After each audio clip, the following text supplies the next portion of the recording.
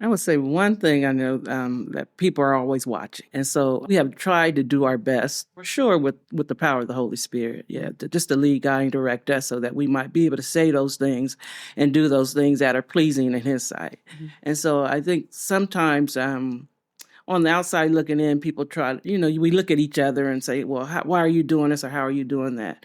And we know that if it had not been for the Lord on our side, we know that He is the foundation and He has really kept us so that we could do the things that we're doing.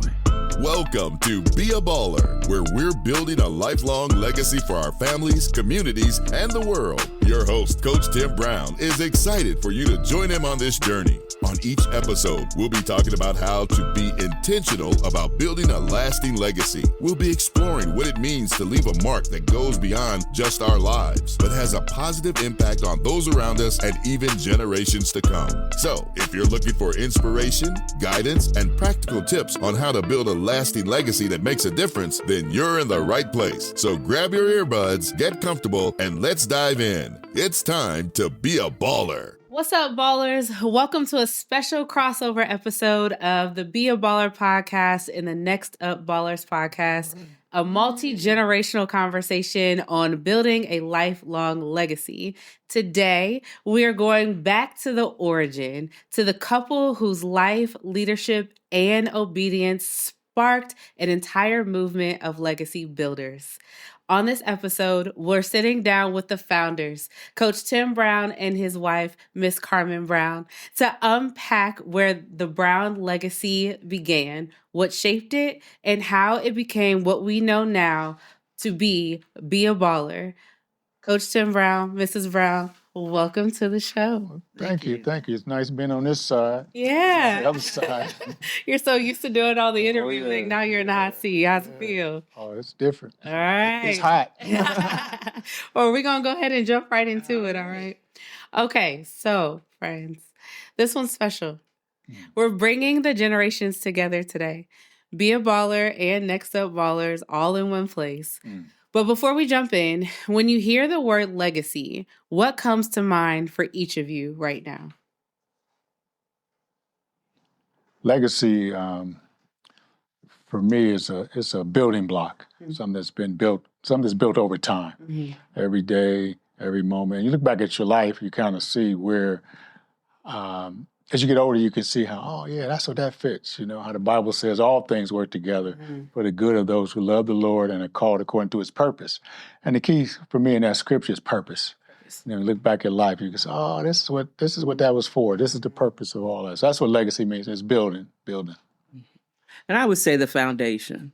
Sometimes we don't understand that there is something that started it. And so there is a foundation before you even actually see the finished product. Yeah. Foundation. I think that's a great segue to my next question, which is before the podcast, before the pledge, before the platform, take us back to the beginning. For those who may not know the full story, what sparked Be a Baller and what was happening in your life that made you say, you know what, this is a message we need to share with the world? I think as we began with work with families and children, that was the whole hot button. And it really started with Karmen and I one day. We were driving along. I was involved in basketball. I was doing girls basketball back in Central Community House, actually, was coaching girls basketball because nobody wanted to do girls basketball. So I had the opportunity to do that. And then, the girls. And we were riding around, and then Karmen can share from there the vision that the Lord placed in our spirit. Well, actually, when you say our names, his name is Timothy Austin, T.A., and mine is Karmen Yvette, spells Karmen with a K and Yvette with the E. And we came up with the word take. And we start really thinking about what that meant for us. And it meant to take advantage of the things that God has already presented to us. And He's already given us a foundation of His word, and He's given us an opportunity to share. And so we've taken those things and allowed people to know that first, we're first Christians. We love the Lord, and we know that's why we're where we're at, because He leads and guides us. So it started off with the wanting to help girls basketball, then the name came. And then what? How did we get to Be a Baller? How was that the foundation of setting up Be a Baller and wanting to establish this legacy momentum? I think when I look back on it, when we look back on it, we look at those young ladies who were involved back then. Okay. And now we look at the things they're doing today. Okay. And so that's where the whole legacy comes in. We started out with girls just playing basketball. Now we've had young ladies who have coached basketball, who have children that are playing basketball. Who they're basketball officials. And all that started from basically a seed that was planted. And the first seed was getting education. Being able to get a college education through basketball, through sports. And then the other thing was we had Take ABC, Achievers, Believers, and Challengers, if you want to accept and take the challenge. But then it got to the point where we recognized something was missing. Young ladies were going to college, just kids, period, going to college, and they weren't finished. And we recognized that is because they needed those morals and those values, of knowing the Lord, so they can sustain through those temptations and trials. We all go through them. Right. So we just felt since we had the platform, we have an opportunity to and instill those things, at least expose them to those things, which is all part of legacy. When you get to this point, you begin to look back and see that, wow, that's what that was for. And that's where all this has evolved to this now. Yeah.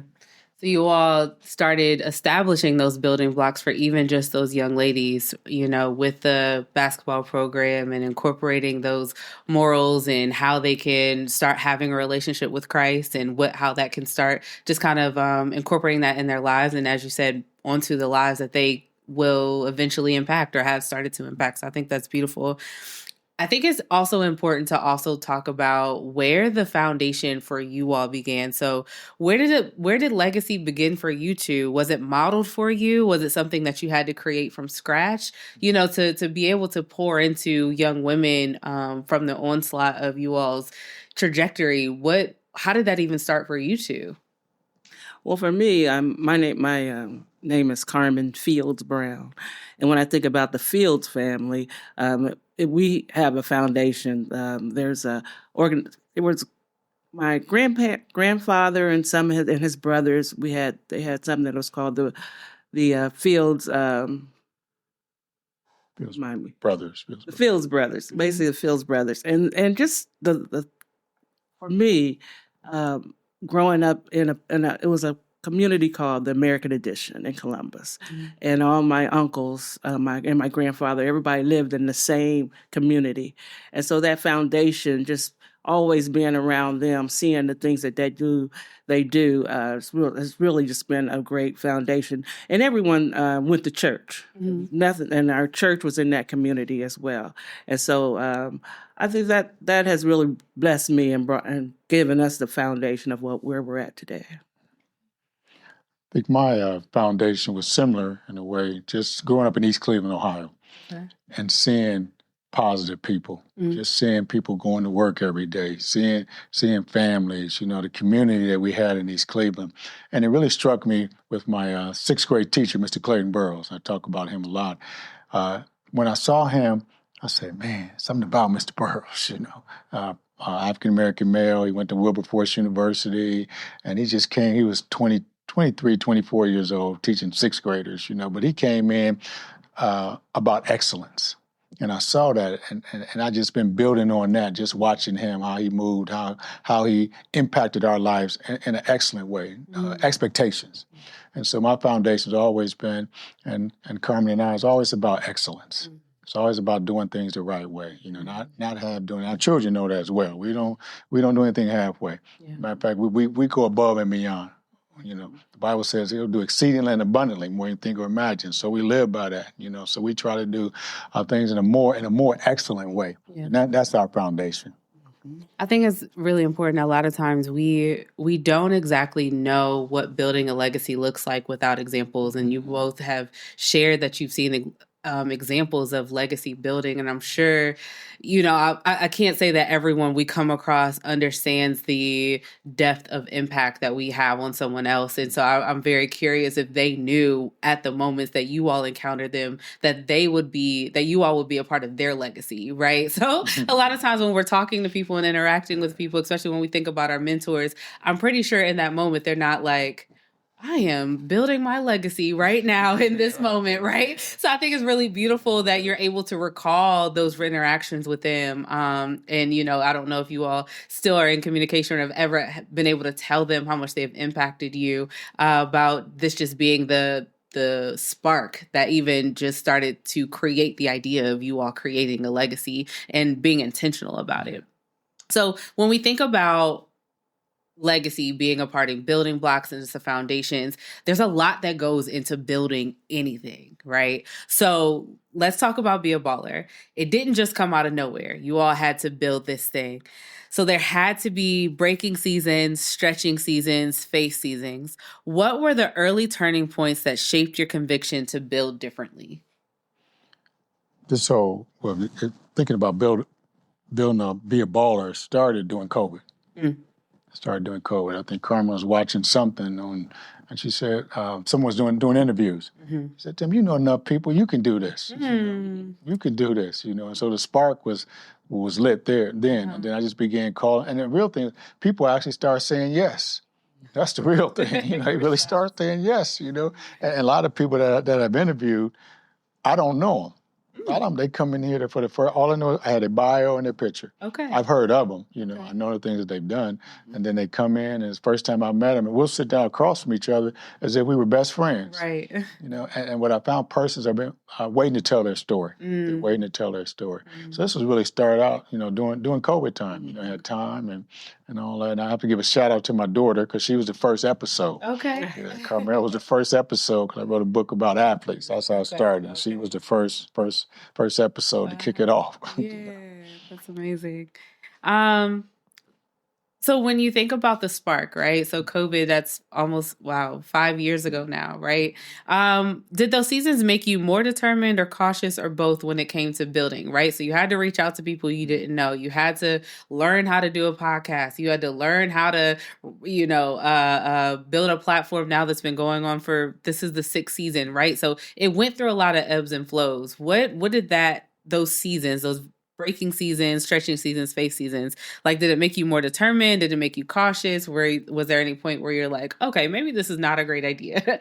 Or, is there a mixture of both? I would say a mixture of both. Okay. I think one of the things that we kind of always talk about is giving people the opportunity to do things they might not otherwise do. And God has just blessed us, put us in position to give other people opportunity. We've been blessed over the years, and we talk about that often, about how we're who we are. And so the whole thing about giving people the opportunity to do things they might not otherwise do is just something that we've been standing on, and God continues to open up doors and opportunities for us to be able to bless others because it blesses us as well. Yeah. So I think that's important to notice, a lot of times when we are going through those seasons where either God has called us to do something or we are finding ourselves where we are doing something challenging, the why behind what we're doing is usually what keeps us going, right? So the why of giving people the opportunity is to share their story and to really share their insights and wisdom on how they build legacy is what pushed you through those hard times. So it's really, really, really good to know. Yeah.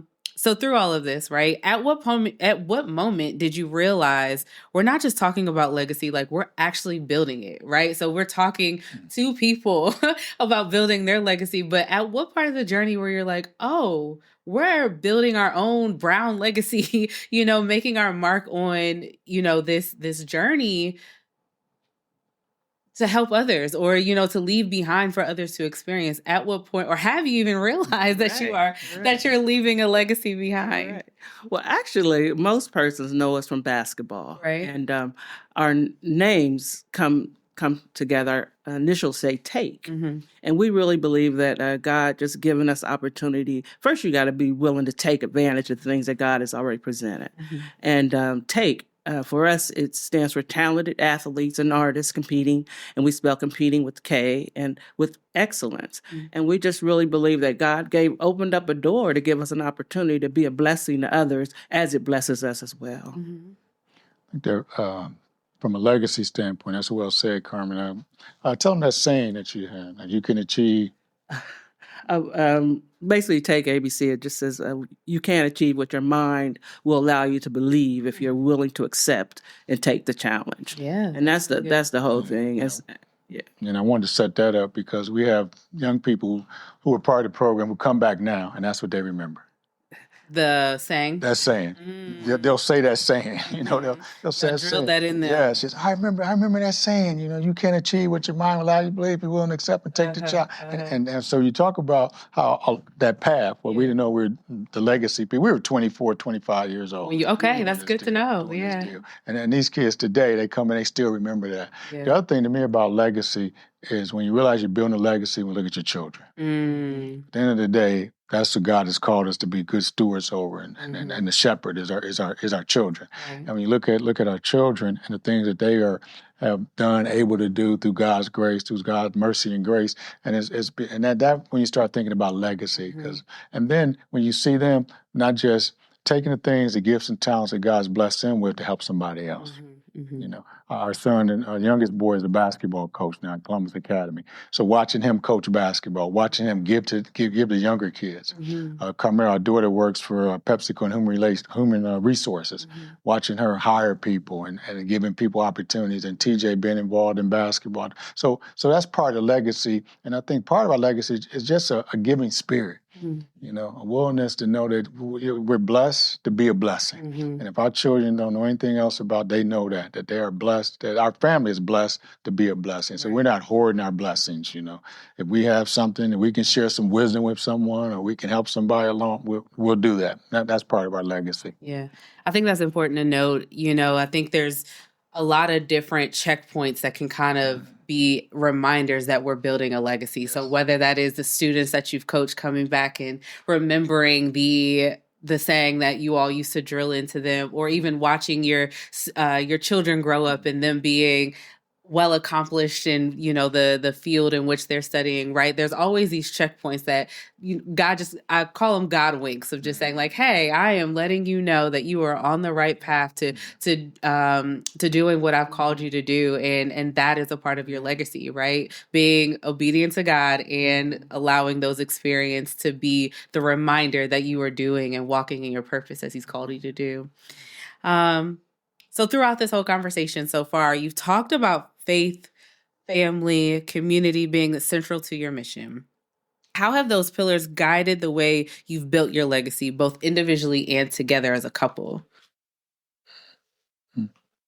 Go ahead. You can go ahead. What was that about faith, family? So how have faith, family, and community, how's those three pillars guided you as you have built your legacy, both individually, so as a person, and then as a couple? And of course, the faith is our foundation.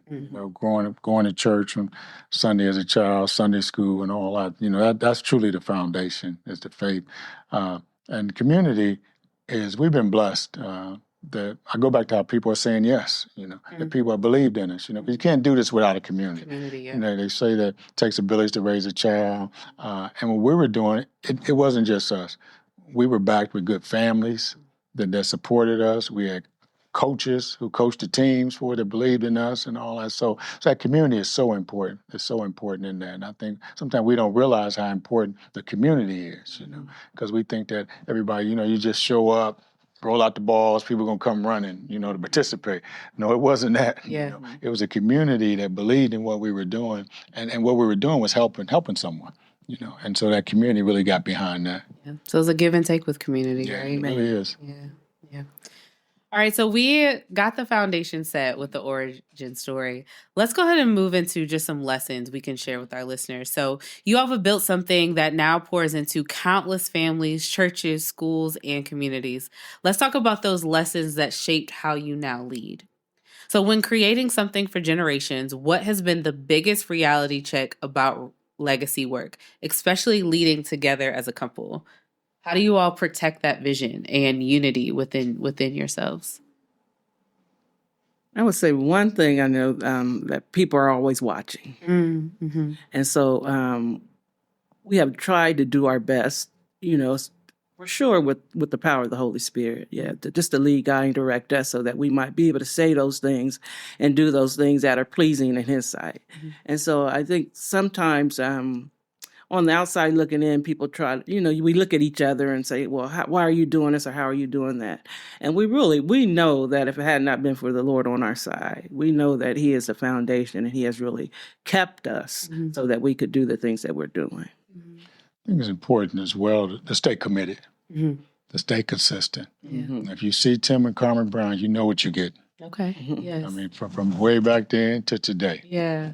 We haven't changed, we haven't changed. We're committed. We're committed to that one thing, and that's serving the Lord, and that's committed to the work that we're doing, And we're kind of, people see us as being serious, no nonsense, And we are. We're serious about this work. Right. We're serious about this work. You want to play, go play somewhere else. So it's not God's that called type of us. playing ball, huh? We're Right, exactly. playing a We're different life. type of ball here, okay? We're trying to get you to that life. And just keep showing up. I always tell young people who get involved in this work, keep showing up. Don't let these kids down. Don't say you're coming and don't come. When I was working at Central Community House, started the basketball, I drove the van, so I had to go pick all these girls up. Okay. And they knew I was coming at 5 o'clock, 5:30, whatever, and a lot of them be waiting on the porch. Ready. Exactly. Ready. They knew you were going to be there. You got to be consistent. Yeah. I think that's really good. In one thing that I think is beautiful about you all's marriage, granted, I've known Mr. Brown much longer than I've known you, Miss Karmen, but it didn't matter. Whenever I would meet with Mr. Brown, it was always my lady this and my bride that. And, there was that consistent language, like, I'm going to be very clear, like, I love my wife. We're doing this together. So even if you think back to what you all started back in grad school or when you were in college at OU, right? You all started doing things together, even, before you were married, right? This has been a unit, and that takes consistency and that takes communication, right? And I think those two words are great points of wisdom. But I do want to ask specifically if there's any more. So when we think about the goals of Next Up Ballers, with this being a generation that is now actively thinking about the legacy that they want to leave behind, right? And how to carry the vision forward from, the wisdom that we've received or from the wisdom that we're gaining now. What's one piece of advice you wish every young leader, dreamer, or parent understood about building a legacy early? It's a great question. We had we taught at Sunshine Christian Academy, and Dr. Deborah Jackson was the principal. And when our kids were young, we were there. She would always say this: you got to have a vision for your children. She would always say this: you got to have a vision. If you don't have a vision, we know the Bible says, with a lack of vision, people perish. You have to have a vision. You got to have a vision. And as a parent, and even as a leader, once you get to a certain, you have to have a personal vision. I call it the MVP, my vision plan. And once you have that vision, you can't let anybody get in the way of that vision. We've been married 41 years, so we had a vision of what marriage was going to be. Had a vision of what our children were going to, and even helping the community, even in connecting people. But you have to have a vision. You have to have a vision to stay in this thing.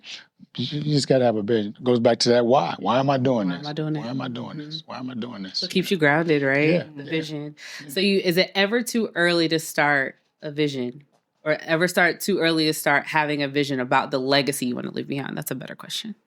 That's a good question. I think sometimes we don't realize that we're already the legacy is going. Right. When we think back, a lot of us in school, high school, and you think about what am I doing now? And then when you look back and you notice that there were some stepping stones that brought you to where you're at. So sometimes that vision is. The Bible talks about it may be a ways off, but just wait on it. Wait on that vision and it'll come to pass. So this next up generation has been the next vision. Yeah. And you know how you go from glory to glory to glory. And this next up generation vision is for to take what others have learned, and being intentional about pouring into the next generation where they can take the ball and run with it. Because it's different now, the things that there's certain morals and values that are the same. There's certain things that are the same, but they may do them a little differently. Yeah. You all may look at it a little differently. We as older people, like, Why can't they stay on their job for 20 years, 30 years? What are they doing? We out They of doing- there.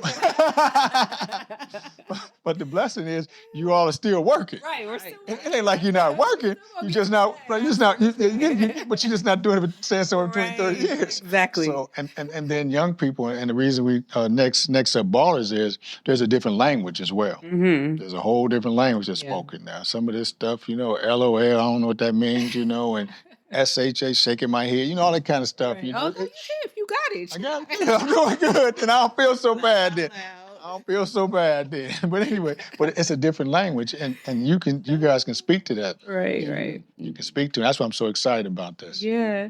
And I think, so I think with Next Up Ballers, with it being, the next and now generation and speaking to them, I wanted to build upon what you said really quickly, Ms. Karmen, as far as we're already building the legacy. And that's one thing that we, and I say we now, but what Mr. Brown specifically has tried to drill into the hearts and minds of high schoolers is right now you are building your legacy, good, bad, or indifferent. You are going to be remembered for something, right? So now we start ensuring that your vision for your future aligns with your behavior now, right? So just really understanding every day you wake up and you decide to walk out of your house and interact with anyone, that's going to be a part of your legacy. And just making sure that you understand what is the vision that I want people to remember me by, right? So that goes into my semi-last question before we go into the rapid fire question round, okay? So we've talked a lot about legacy and building blocks and what that looks like, and so we've given some pieces of wisdom for our audience members to chew on, right? And we understand that legacy is built in the everyday moments, that consistency that we talked about. And it's not just the big ones, right? It's not just the podcast drop. It's not the, going to the schools and having big seminars. It's not the events, right? It's in the everyday moments. So what does that look like for the Brown legacy? What is that legacy that you all want to leave behind? Not the titles or the visibility. What do you actually want to be remembered for? I would say one thing is just that we gave others an opportunity to do things. We gave them the tools in some cases in regards to basketball. We gave them opportunity just to speak up. And sometimes I think sometimes we don't take the opportunity or time to really encourage young people. And I think because the two of us have had someone to really encourage us, we have made that commitment. And God is just continues to open doors and opportunities for us to do that. I think for us, legacy or remembered by is just being that model.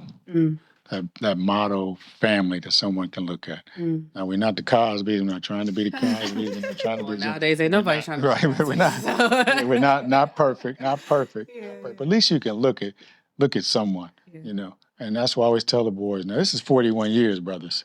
I make sure them guys know that we're one woman now. Make sure somebody got to be that model and taking that serious, And so because you can't be what you can't see. So we want to be that way. We can look back and see, oh yeah, I know somebody who was committed.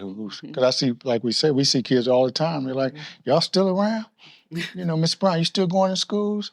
Miss Brown, I remember when you were my second grade teacher, Our coach. My coach, all that. And so that's the legacy is that, and it's really is what people, when they see you, how do they feel? Yes. How do they feel when they see you? Right. Miss Brown was working for a Columbus Family Ambassador. Can you share that experience about those girls that was, when you were coming to the room or whatnot?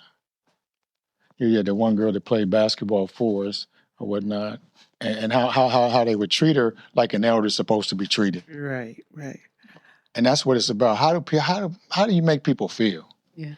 Absolutely. When they see you again. Yeah. And I've been intentional. I might have been hard on some folks, but they know it was out of love. They know it was out of love. They know it was out of love. Don't kick my cane.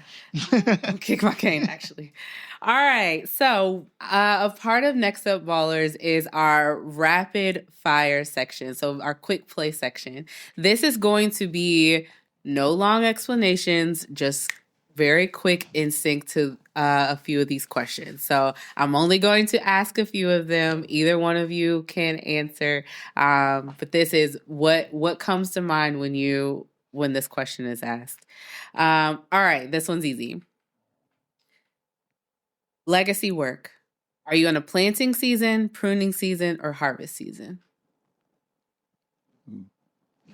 I think sometimes those seasons go together. So sometimes, even in the time of planting, you're also pruning. Sometimes while you're pruning, there's something that you might have to go ahead and pull up.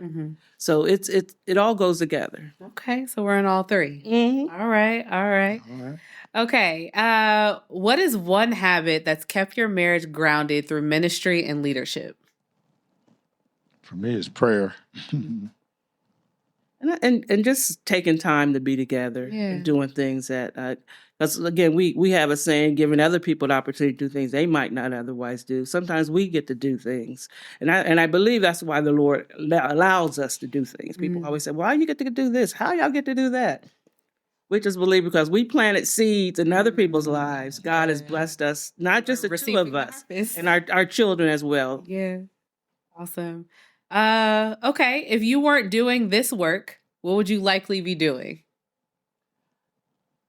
Oh, I know what I'd be doing. What you be doing? I would be a Waffle House cook. No way. Yes, I would.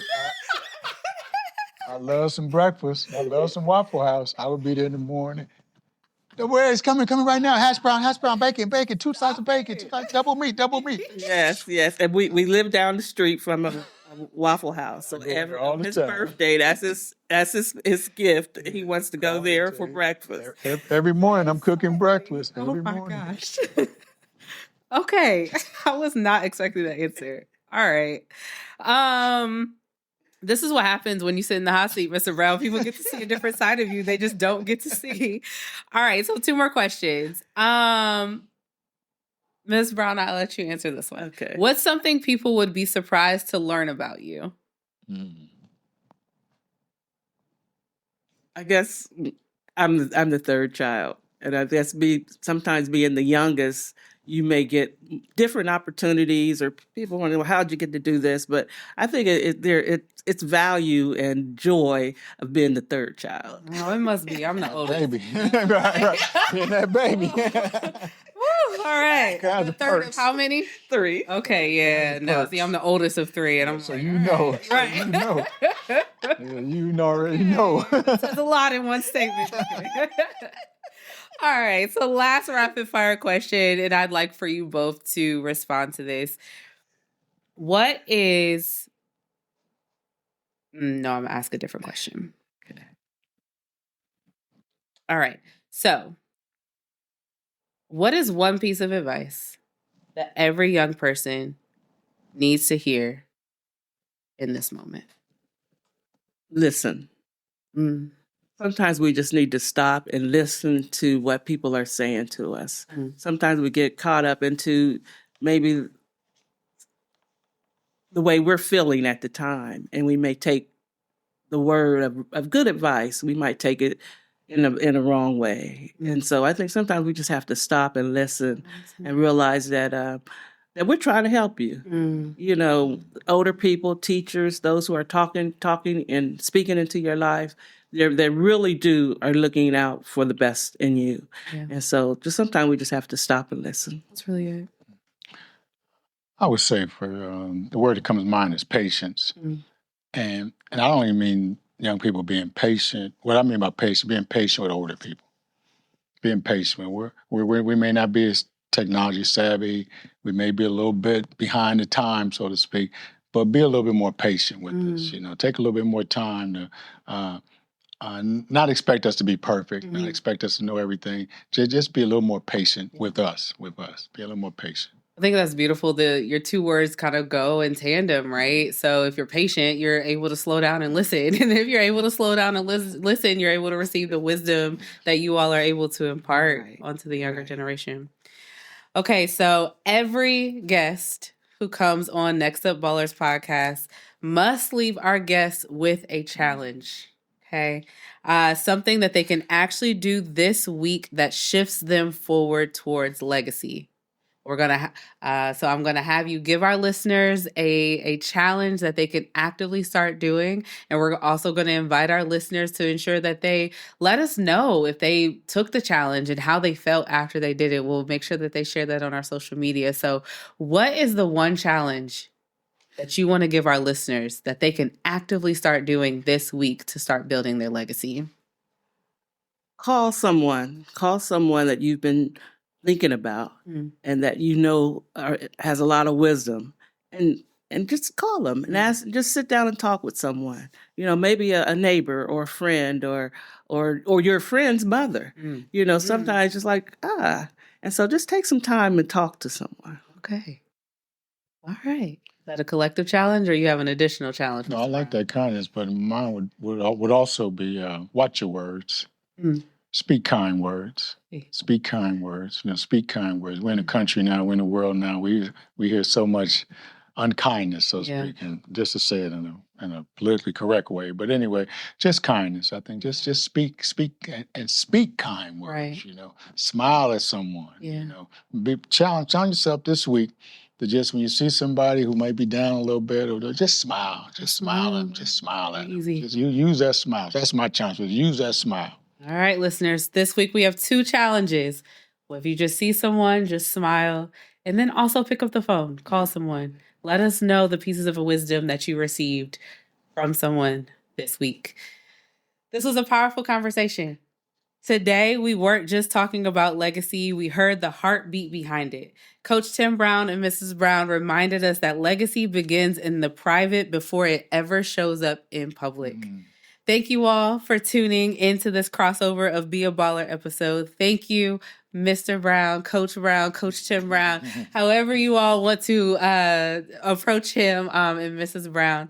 Thank you all both for being here and sharing just your wisdom and your knowledge. Thank you all for building such an amazing legacy and platform for other people to share their wisdom. We appreciate all the work that you all do. Thank you for laying the road for us to not only follow, but for us to journey through. We really appreciate that.